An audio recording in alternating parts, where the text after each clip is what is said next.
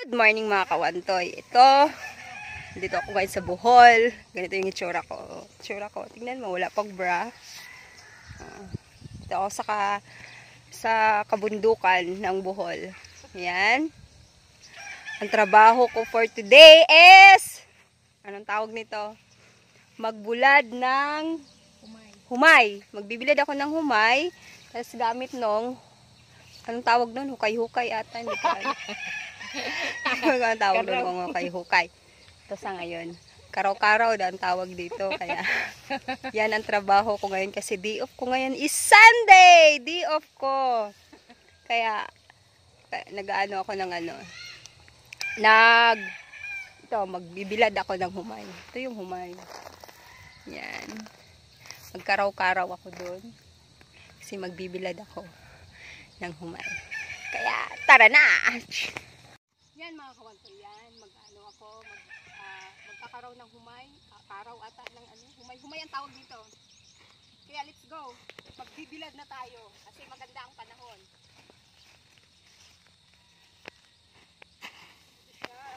Ito na yung trabaho ko ngayon.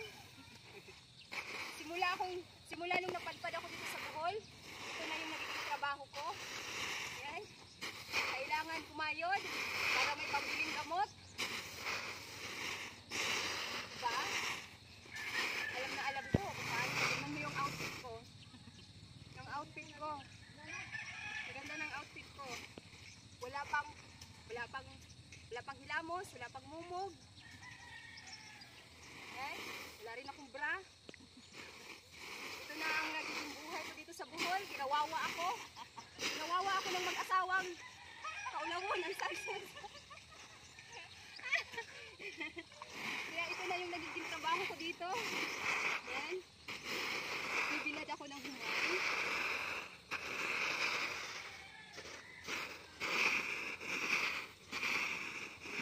Banat!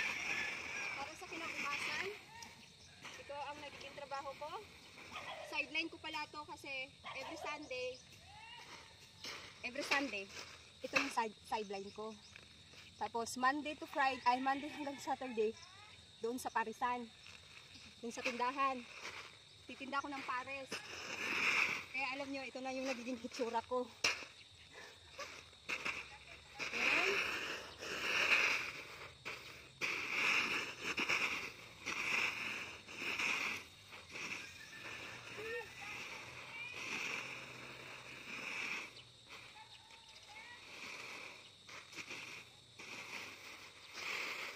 Tama ba yung ginawa ko? Ma'am, ito na ba yung tama na ba ito, ma'am?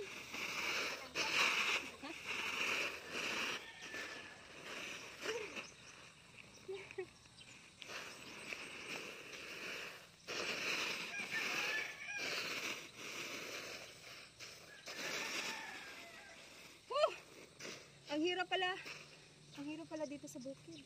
Pero masarap. Presko ang hangin. Fresh ang gulay. Fresh lahat. Pero ganito pala ang trabaho dito. Okay lang. Kayod hanggang